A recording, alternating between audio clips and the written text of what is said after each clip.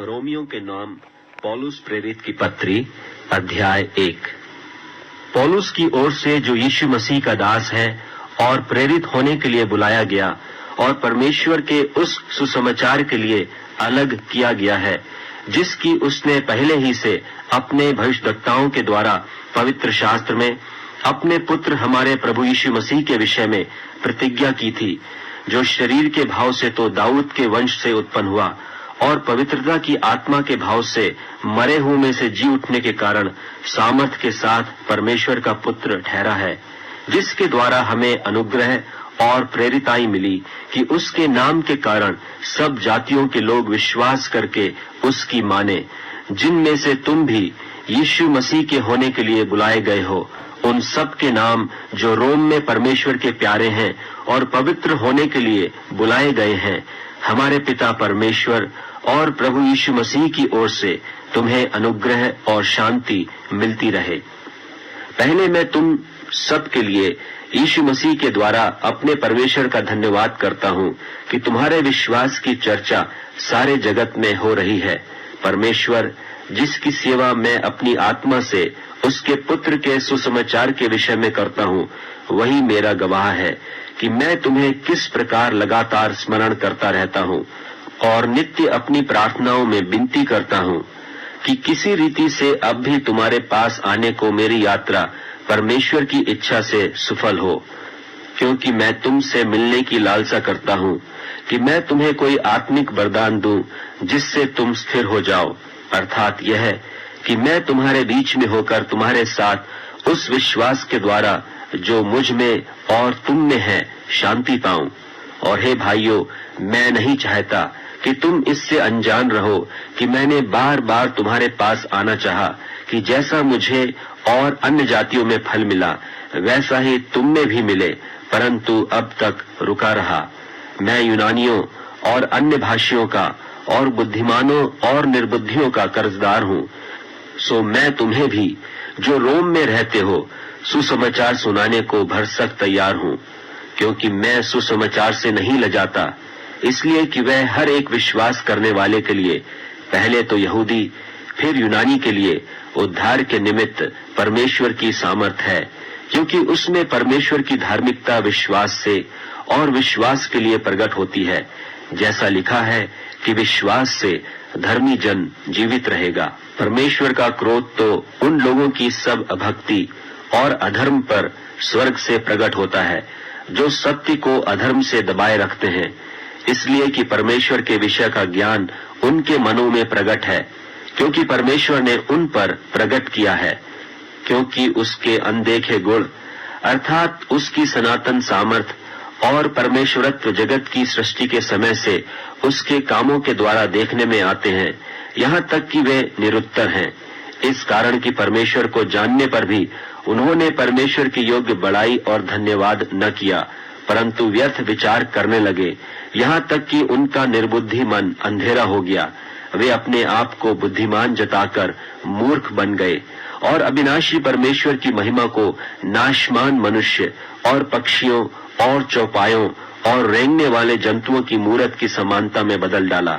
इस कारण परमेश्वर ने उन्हें उनके मन की अभिलाषों के अनुसार अशुद्धता के लिए छोड़ दिया कि वे आपस में अपने शरीरों का अनादर करें, क्योंकि उन्होंने परमेश्वर की सच्चाई को बदलकर झूठ बना डाला और सृष्टि की उपासना और सेवा की, न कि उस सृजनहार की जो सदा धन्य है। आमीन।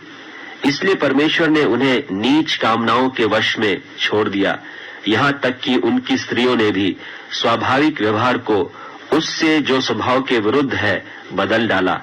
वैसे ही पुरुष भी स्त्रियों के साथ स्वाभाविक व्यवहार छोड़कर आपस में कामातुर होकर जलने लगे, और पुरुषों ने पुरुषों के साथ निर्लज्ज काम करके अपने भ्रम का ठीक फल पाया।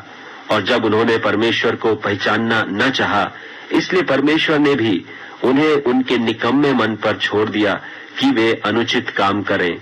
सुबह सब प्रकार के अधर्म और दुष्टता और लोभ और बैर भाव से भर गए, और डाह और हत्या और झगड़े और छल और ईर्ष्या से भरपूर हो गए, और चुगलखोर, बदनाम करने वाले, परमेश्वर के देखने में घृणित, औरों का अनादर करने वाले, अभिमानी, डींग मार, बुरी बुरी बातों के बनाने वाले, माता पिता की आज्ञा न मानने वाले, निर्बुद्धि, विश्वासघाती, माया रहित और निर्दय हो गए। वे तो परमेश्वर की यह विधि जानते हैं कि ऐसे ऐसे काम करने वाले मृत्यु के दंड के योग्य हैं। तो भी न केवल आप ही ऐसे काम करते हैं, वरन करने वालों से प्रसन्न भी होते हैं। रोमियो के नाम पौलुस प्रेरित की पत्री, 2 अध्याय। सो हे दोष लगाने वाले, तू कोई क्यों न हो, तू निरुत्तर है, क्योंकि जिस बात में तू दूसरे पर दोष लगाता है, उसी बात में अपने आप को भी दोषी ठहराता है। इसलिए कि तू जो दोष लगाता है, आप ही वही काम करता है।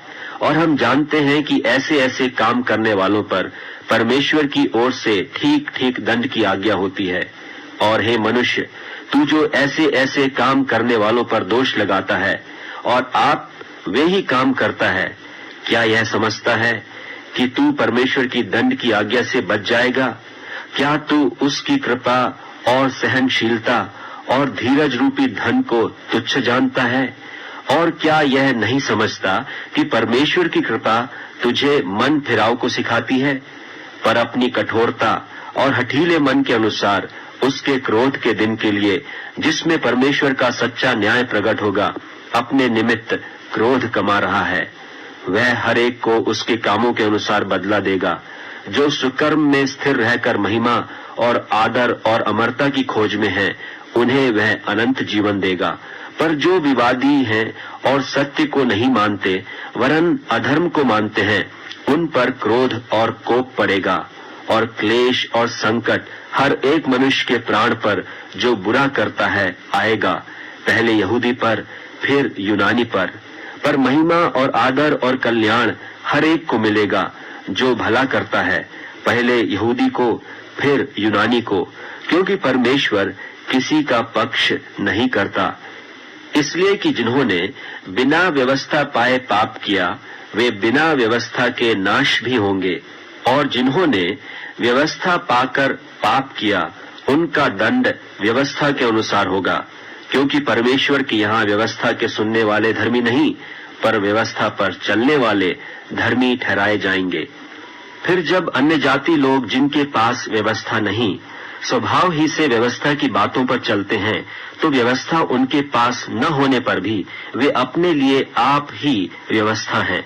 वे व्यवस्था की बातें अपने अपने हृदयों में लिखी हुई दिखाते हैं, और उनके विवेक भी गवाही देते हैं, और उनकी चिंताएं परस्पर दोष लगाती या उन्हें निर्दोष ठहराती हैं।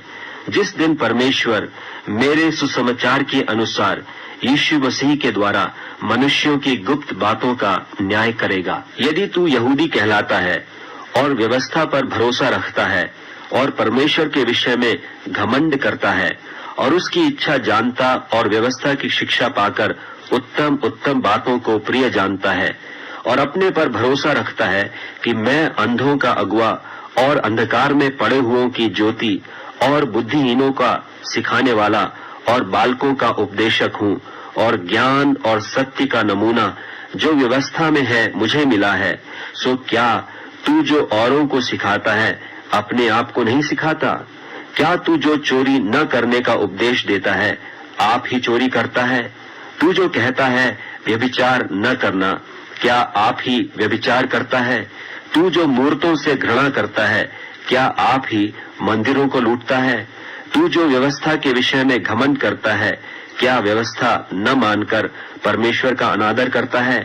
क्योंकि तुम्हारे कारण अन्य जातियों में परमेश्वर के नाम की निंदा की जाती है, जैसा लिखा भी है, यदि तू व्यवस्था पर चले तो खतने से लाभ तो है, परंतु यदि तू व्यवस्था को न माने तो तेरा खतना बिन खतना की दशा ठहरा। सो यदि खतना रहित मनुष्य व्यवस्था की विधियों को माना करे, तो क्या उसकी बिन खतना की दशा खतने के बराबर न गिनी जाएगी? और जो मनुष्य जाति के कारण बिन खतना रहा, यदि वह व्यवस्था को पूरा करे, तो क्या तुझे जो लेख पाने और खतना किए जाने पर भी व्यवस्था को माना नहीं करता है दोषी न ठहराएगा? क्योंकि वह यहूदी नहीं जो प्रगट में यहूदी है, और न वह खतना है जो प्रगट में है और देह में है, पर यहूदी वही है जो मन में है, और खतना वही है जो हृदय का और आत्मा में है, न कि लेख का। ऐसे की प्रशंसा मनुष्यों की ओर से नहीं परंतु परमेश्वर की ओर से होती है। रोमियो के नाम पौलुस प्रेरित की पत्री 3 अध्याय। सो यहूदी की क्या बड़ाई या खतने का क्या लाभ? हर प्रकार से बहुत कुछ। पहले तो यह कि परमेश्वर के वचन उनको सौंपे गए। यदि कितने विश्वासघाती निकले भी तो क्या हुआ? क्या उनके विश्वासघाती होने से परमेश्वर की सच्चाई व्यर्थ ठहरेगी? कदापि नहीं, वरन परमेश्वर सच्चा और हर एक मनुष्य झूठा ठहरे। जैसा लिखा है कि जिससे तू अपनी बातों में धर्मी ठहरे और न्याय करते समय तू जय पाए। सो यदि हमारा अधर्म परमेश्वर की धार्मिकता ठहरा देता है तो हम क्या कहें? क्या यह है कि परमेश्वर जो क्रोध करता है अन्यायी है? यह तो मैं मनुष्य की रीति पर कहता हूं, कदापि नहीं। नहीं तो परमेश्वर क्यों कर जगत का न्याय करेगा? यदि मेरे झूठ के कारण परमेश्वर की सच्चाई उसकी महिमा के लिए अधिक करके प्रकट हुई, तो फिर क्यों पापी की नाई में दंड के योग्य ठहराया जाता हूं? और हम क्यों बुराई न करें कि भलाई निकले, जब हम पर यही दोष लगाया भी जाता है। और कितने कहते हैं कि इनका यही कहना है, परंतु ऐसों का दोषी ठहराना ठीक है। तो फिर क्या हुआ? क्या हम उनसे अच्छे हैं? कभी नहीं, क्योंकि हम यहूदियों और यूनानियों दोनों पर यह दोष लगा चुके हैं कि वे सब के सब पाप के वश में हैं। जैसा लिखा है कि कोई धर्मी नहीं, एक भी नहीं, कोई समझदार नहीं, कोई परमेश्वर का खोजने वाला नहीं। सब भटक गए हैं, सब के सब निकम्मे बन गए, कोई भलाई करने वाला नहीं, एक भी नहीं। उनका गला खुली हुई कब्र है, उन्होंने अपनी जीभों से छल किया है। उनके होठों में सांपों का विष है और उनका मुंह श्राप और कड़वाहट से भरा है। उनके पांव लोहू बहाने को फुर्तीले हैं, उनके मार्गों में नाश और क्लेश है। उन्होंने कुशल का मार्ग नहीं जाना, उनकी आंखों के सामने परमेश्वर का भय नहीं। हम जानते हैं कि व्यवस्था जो कुछ कहती है उन्हीं से कहती है जो व्यवस्था के अधीन है, इसलिए कि हर एक मुंह बंद किया जाए और सारा संसार परमेश्वर के दंड के योग्य ठहरे। क्योंकि व्यवस्था के कामों से कोई प्राणी उसके सामने धर्मी नहीं ठहरेगा, इसलिए कि व्यवस्था के द्वारा पाप की पहचान होती है। पर अब बिना व्यवस्था परमेश्वर की वह धार्मिकता प्रकट हुई है जिसकी गवाही व्यवस्था और भविष्यद्वक्ता देते हैं, अर्थात परमेश्वर की वह धार्मिकता जो यीशु मसीह पर विश्वास करने से सब विश्वास करने वालों के लिए है। क्योंकि कुछ भेद नहीं, इसलिए कि सबने पाप किया है और परमेश्वर की महिमा से रहित हैं, परंतु उसके अनुग्रह से उस छुटकारे के द्वारा जो मसीह यीशु में है सेत मेत धर्मी ठहराए जाते हैं। उसे परमेश्वर ने उसके लोहू के कारण एक ऐसा प्रायश्चित ठहराया जो विश्वास करने से कार्यकारी होता है, कि जो पाप पहले किए गए और जिनकी परमेश्वर ने अपनी सहनशीलता से आनाकानी की, उनके विषय में वह अपनी धार्मिकता प्रकट करे। वरन इसी समय उसकी धार्मिकता प्रकट हो कि जिससे वह आप ही धर्मी ठहरे और जो यीशु पर विश्वास करे उसका भी धर्मी ठहराने वाला हो। तो घमंड करना कहाँ रहा? उसकी तो जगह ही नहीं। कौन सी व्यवस्था के कारण से? क्या कर्मों की व्यवस्था से? नहीं, वरन विश्वास की व्यवस्था के कारण। इसलिए हम इस परिणाम पर पहुंचते हैं कि मनुष्य व्यवस्था के कामों के बिना विश्वास के द्वारा धर्मी ठहरता है। क्या परमेश्वर केवल यहूदियों ही का है? क्या अन्य जातियों का नहीं? हाँ, अन्य जातियों का भी है, क्योंकि एक ही परमेश्वर है जो खतना वालों को विश्वास से और खतना रहितों को भी विश्वास के द्वारा धर्मी ठहराएगा। तो क्या हम व्यवस्था को विश्वास के द्वारा व्यर्थ ठहराते हैं? कदापि नहीं, वरन व्यवस्था को स्थिर करते हैं। रोमियो के नाम पौलुस प्रेरित की पत्री 4 अध्याय। सो हम क्या कहें कि हमारे शारीरिक पिता इब्राहिम को क्या प्राप्त हुआ? क्योंकि यदि इब्राहिम कर्मों से धर्मी ठहराया जाता तो उसे घमंड करने की जगह होती, परंतु परमेश्वर के निकट नहीं। पवित्र शास्त्र क्या कहता है? यह कि इब्राहिम ने परमेश्वर पर विश्वास किया और यह उसके लिए धार्मिकता गिना गया। काम करने वाले की मजदूरी देना दान नहीं परंतु हक समझा जाता है। परंतु जो काम नहीं करता वरन भक्तिहीन के धर्मी ठहराने वाले पर विश्वास करता है, उसका विश्वास उसके लिए धार्मिकता गिना जाता है।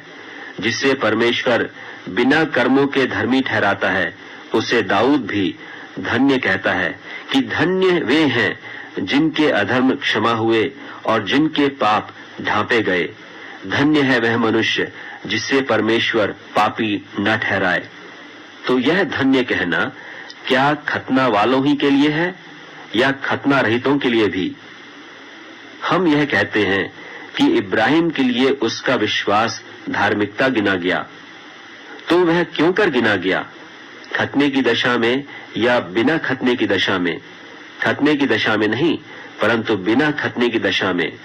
और उसने खतने का चिन्ह पाया कि उस विश्वास की धार्मिकता पर छाप हो जाए जो उसने बिना खतने की दशा में रखा था, जिससे वह उन सब का पिता ठहरे जो बिना खतने की दशा में विश्वास करते हैं और कि वे भी धर्मी ठहरें। और उन खतना किए हुओं का पिता हो जो न केवल खतना किए हुए हैं परंतु हमारे पिता इब्राहिम के उस विश्वास की लीक पर भी चलते हैं जो उसने बिन खतने की दशा में किया था। क्योंकि यह प्रतिज्ञा कि वह जगत का वारिस होगा न इब्राहिम को न उसके वंश को व्यवस्था के द्वारा दी गई थी परंतु विश्वास की धार्मिकता के द्वारा मिली। क्योंकि यदि व्यवस्था वाले वारिस हैं तो विश्वास व्यर्थ और प्रतिज्ञा निष्फल ठहरी। व्यवस्था तो क्रोध उपजाती है और जहां व्यवस्था नहीं वहां उसका टालना भी नहीं।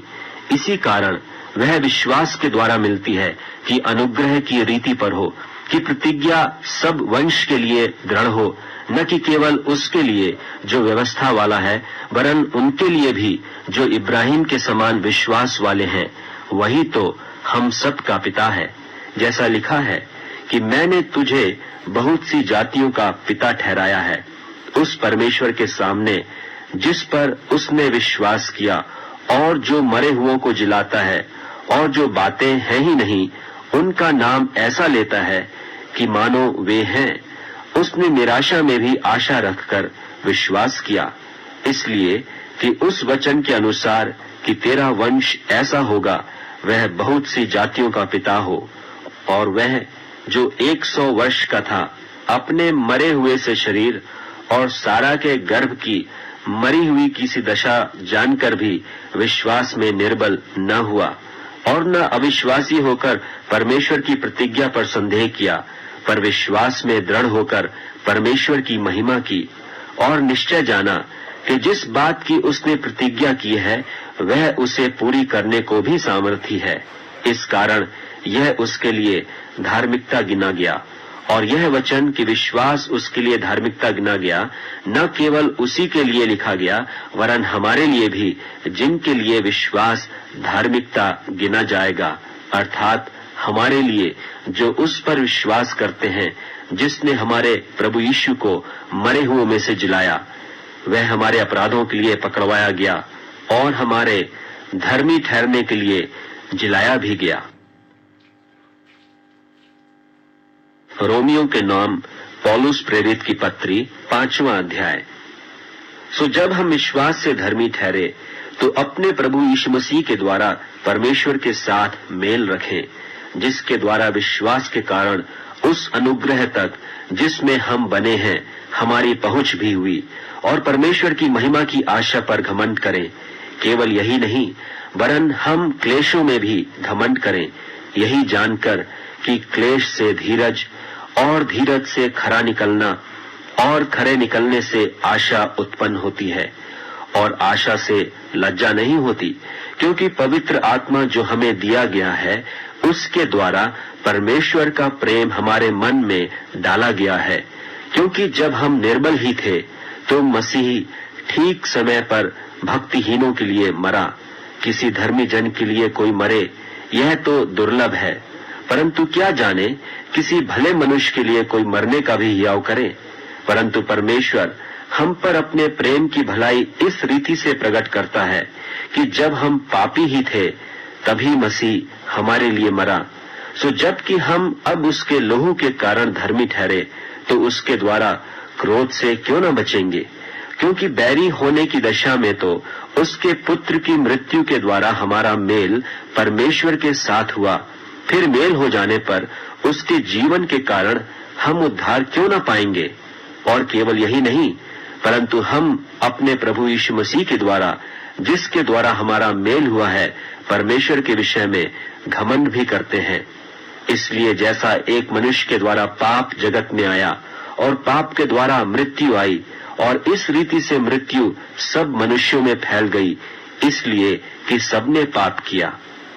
क्योंकि व्यवस्था के दिए जाने तक पाप जगत में तो था, परंतु जहां व्यवस्था नहीं वहां पाप गिना नहीं जाता।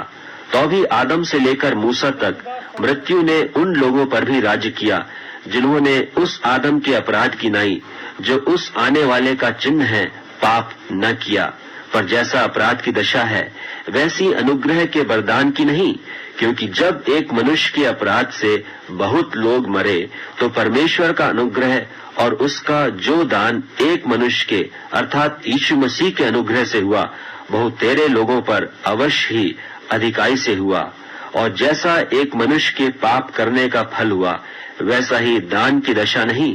क्योंकि एक ही के कारण दंड की आज्ञा का फैसला हुआ, परंतु बहुतेरे अपराधों से ऐसा वरदान उत्पन्न हुआ कि लोग धर्मी ठहरे। क्योंकि जब एक मनुष्य के अपराध के कारण मृत्यु ने उस एक ही के द्वारा राज्य किया, तो जो लोग अनुग्रह और धर्म रूपी वरदान बहुतायत से पाते हैं वे एक मनुष्य के अर्थात यीशु मसीह के द्वारा अवश्य ही अनंत जीवन में राज्य करेंगे। इसलिए जैसा एक अपराध सब मनुष्यों के लिए दंड की आज्ञा का कारण हुआ, वैसा ही एक धर्म का काम भी सब मनुष्यों के लिए जीवन के निमित्त धर्मी ठहराए जाने का कारण हुआ। क्योंकि जैसा एक मनुष्य के आज्ञा न मानने से बहुत लोग पापी ठहरे, वैसे ही एक मनुष्य के आज्ञा मानने से बहुत लोग धर्मी ठहरेंगे। और व्यवस्था बीच में आ गई कि अपराध बहुत हो, परंतु जहां पाप बहुत हुआ वहां अनुग्रह उससे भी कहीं अधिक हुआ। कि जैसा पाप ने मृत्यु फैलाते हुए राज्य किया, वैसा ही हमारे प्रभु यीशु मसीह के द्वारा अनुग्रह भी अनंत जीवन के लिए धर्मी ठहराते हुए राज्य करे।